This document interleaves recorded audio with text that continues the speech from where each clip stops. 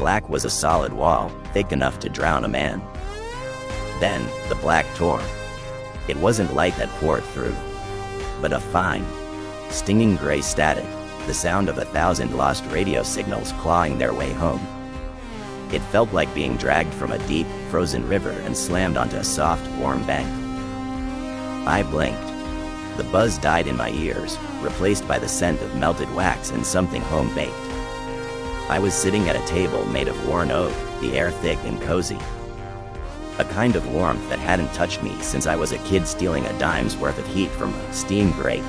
A mug of coffee sat by my hand, steam lazy and white against the dark wood, and a slice of birthday cake on a plate. But the cake didn't matter. The whole damn room could have been burning down, and I wouldn't have noticed. Because there they were. To my left, Jackie Angel. Her hair was dark. Her eyes were shining. And the look she gave me wasn't the kind of look you get from a mark or a witness. It was the look of a lifetime of quiet, true mornings. And across the table, Angela. The soft light caught the clean, honest lines of her face. And her smile, it was the first true thing I'd seen since I was wearing short pants. I looked into her eyes, and the static was gone. The buzzing in my head cleared. It really was them. I didn't know the how or the why, and for the first time in my life, I didn't care to ask. This room, this little apartment, I'd never seen it before, but I'd always been here. My head was suddenly stuffed with a million memories of that old life. The trench coat, the shadows, and the dead ends. But now, it was also full of a million memories of this life. Quiet evenings, shared laughter, and the soft sound of their voices.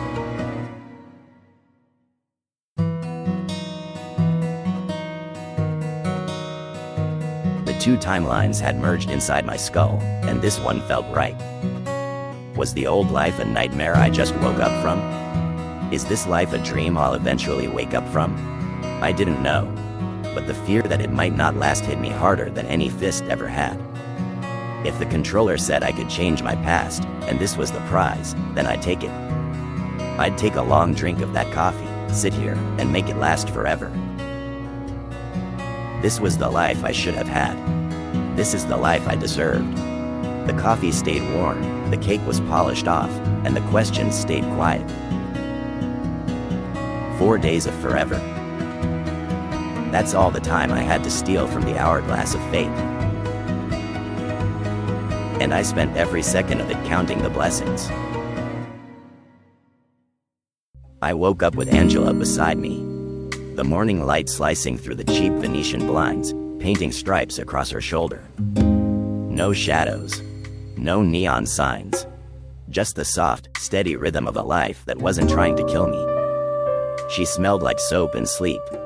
A dangerous, intoxicating perfume that made the smell of gunpowder seem cheap and empty. I'd reach out and touch her, just to make sure the warmth wasn't a trick of the light. And she'd murmur something that made me feel like I hadn't spent the last decade drowning in a bottle. The routine was a slow, deliberate killer of the past. I'd pour the milk, kiss Jackie Angel goodbye as she grabbed her school books, watching the way her eyes held the same light as her mother's. No codes, no clues, just a kid chasing a future that looked bright and simple. It felt good. Clean. I was an honest man paying honest bills. And every time she looked at me, the scar tissue around my heart felt a little softer. And the job? Bank manager. The ultimate straitjacket. I wore a tie, polished my shoes, and dealt with mortgages instead of murder. It was a joke, a cosmic gag played by the controller. But the quiet certainty of the vault doors and the friendly nod of the tellers. It was a better kind of static than the one that brought me here. I told myself this was it. This was the life. This time, Jack Hammer won. I deserved this. This was my just dessert served up on a fine china plate. I thought I had cheated the clock. I was wrong. The game never ends. It just changes tables.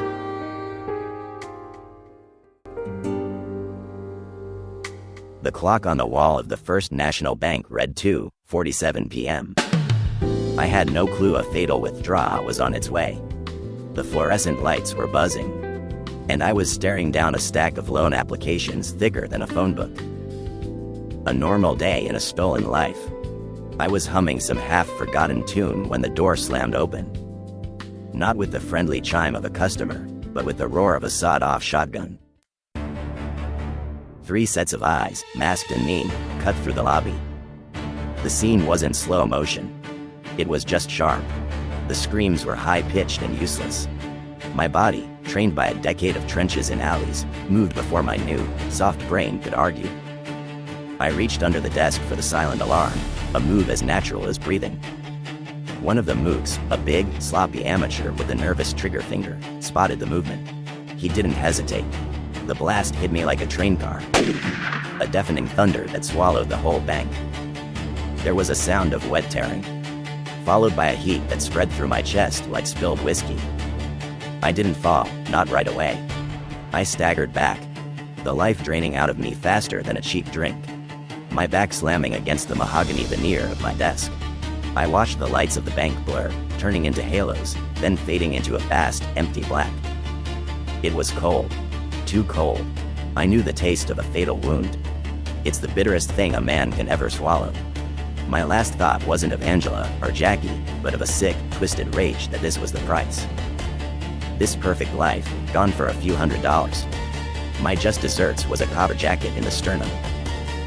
Then, without static, without a flash of light, without a sound of wind or change, I simply snapped back. The cheap bourbon was still on my desk. The overflowing ashtray was still there. The broken clock on the wall was still stuck at 3 a.m. I was back in the smoky tomb of my office. I pushed myself up, chest burning with phantom pain, and roared. It wasn't pain. It was pure, unadulterated fury. I pushed up from the desk, the hard line of phantom pain in my chest a dull, sickening throb. The roar died in my throat, choked by the realization of the cruelty. I was trembling, the rage absolute. If that bastard thinks he can play with me like a cat plays with a mouse, I grated into the silence, my voice catching on the dust and the ash. Then one sharp ring. A space. A space. The blood went cold in my veins. The sound was an archaic code, a language only heard in nightmares. The timing was perfect, cold, and utterly calculated. The controller. I snatched the receiver off the hook, my knuckles white against the black plastic. Listen here, you bastard. Jack, Jack, Jack. The controller's voice cut across mine. A smooth, digital lullaby laced with mockery. What did you expect?